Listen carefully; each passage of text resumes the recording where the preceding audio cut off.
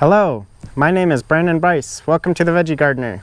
Alright, so today we're going to do another simple day, or simple video because, well, I'm pretty loaded with stuff to do. So, but my goal is to give you a little tour of my compost pile and how I'm working it.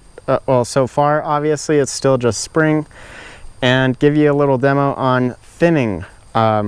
It's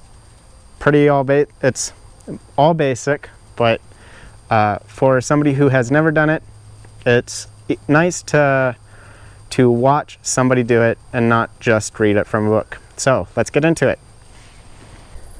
All right, so my compost pile, it's all these cubbies, these pallets with weed fabric along the fence. There's 3 cubbies to it. One is small. This is my brown material. All this is dried grass clippings because I thatched my lawn just April really. So I got a good cubic cubic yard of thatch, or grass clippings, dried grass clippings. So that's my brown material to add to the compost when my compost gets to be smelly. Now I got 2 cubbies here. The reason is actually it's so that I can have a compost pile on a 2-year rotation and not just a 1-year rotation like most people. I have this compost pile that I'm going to stir this summer, and then I can use it come the spring. Hold on, let me get my, all right, cool, so I can see what I'm doing. That way I can use it in the spring and then rebuild it next summer. And then the summer after that, I can stir it again and then use it. So this is on an every other year basis. I'll have compost. That way, then this pile every other year, it's the same thing, but every other year, not those years, I can have this pile. That just gives me 2 years compared to 1. It gives me 2 years for things to decompose. 1 year to build it, 1 year to stir it, and then the spring to use it, and then that summer after I use it, I can build it again. So that's my compost system. Other than that, it's really nothing fancy. I mean, I can stack it on this side. When I stir it, I can stir it over here. If it gets to be big, because this summer I'm going to be adding a lot of long clippings to my compost, so it should get a lot bigger than this. I put weed fabric down. I can always just pull it out and then put it back in for my stirring. You don't need to go crazy on the stirring. You're not stirring eggs into a salad or something. So, all right, I hope that all that makes sense. And let's move on to thinning. All right, first, before we get on to thinning, I wanted to show you the strawberries. I just planted them. I got 1 dead off of this guy, and that guy in the rear corner is not dead, but he looks pretty dead. He's not. He'll just come back slowly. Anyways, I'm excited for those. All right, thinning. All right, so this is the radishes that we planted, 2-3 weeks ago now? Maybe 3. So this side I already thinned, and you can kind of see that it's sparse. Whereas this row is not thinned, and so let's thin it to match these rows. Okay. I'm gonna place this in here so I can use my hands. There we go. So usually what I do, just pull them back. And again, radishes don't need to be thinned too much. It's 2 inches in between each plant. So something like this should work. Okay, and we'll just move on.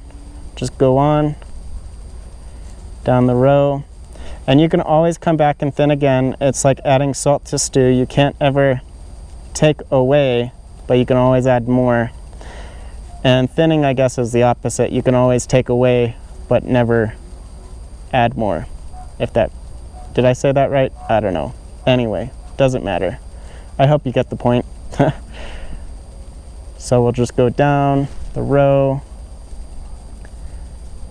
Probably getting too far away from the camera for you guys to see what I'm doing. So let's reposition this camera to right there. All right, let's see. We have a bunch of plants. All right. All right, cool. Let's take that guy out. That guy out. All right. I mean, that's fine for now. And as they grow, we'll see again how cramped they're getting. Cool. So let's pull back some of this and maybe I can show you what that looks like. And so you kind of just thin. If you break stuff, like, it's totally fine. Don't worry about it. I mean, plants are actually really hard, really strong.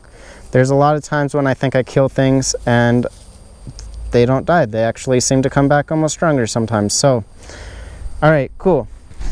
Well, really, that's about it. So maybe I'll give you a short little walk around. All right, so we already checked out the strawberries. But I have some rhubarb that was for my mom, but now we have it too. We got garlic. That's all that's in here is garlic. And here we got peas. Let's zoom in. And what's this? Arugula. So, oh, hey. All the brassicas are going to have this heart-shaped, these two heart-shaped leaves. So those are called cotyledon leaves, your first two leaves. Not true leaves, just first two. These others, not the heart-shaped ones, these other guys, those are called true leaves. But all the brassicas are going to have this heart shape to it. Now, interesting enough, bindweed also has this heart-shaped leaf to it, so be careful for that. Bindweed is a pain in the butt. All right, and then I believe this is chard. So this is a Chenopodiaceae at the very least from its, let me turn on, there we go. So it's a Chenopodiaceae at the very least because of these, well, lance-like leaves. They're called lanceolate, lance-like. Then we're moving on. More Chenopodiaceae, probably chard again, if I remember right. And garlic. Soft neck, yes, soft neck.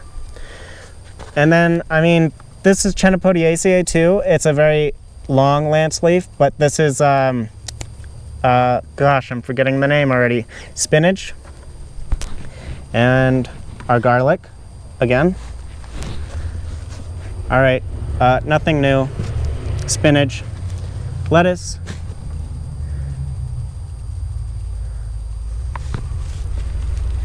more lettuce, and some